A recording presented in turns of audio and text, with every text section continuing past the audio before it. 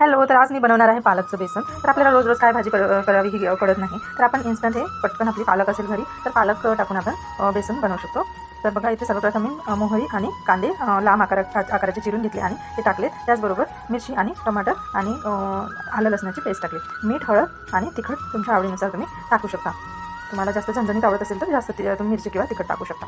आणि मी थोडासा मसाला टाकलेला आहे, फक्त धन्याची पावडर आहे ती.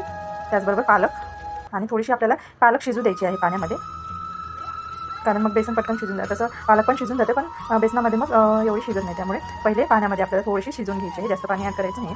थोडंसं पाणी अजून ॲड करून मी ह्यामध्ये बेसन टाकून दिलेलं आहे. 2 चमच, फक्त 2 चमच बेसन टाकलेलं आहे मी, कारण मग आपल्याला पालकाची पण टेस्ट आली पाहिजे. तर तयार आहे आपलं पालकचं बेसन. आणि असं तुम्ही सर्व करू शकता झटपट तयार करून कधी पण. आणि यात कोथिंबीर पण तुम्ही ॲड करा. थँक्यू.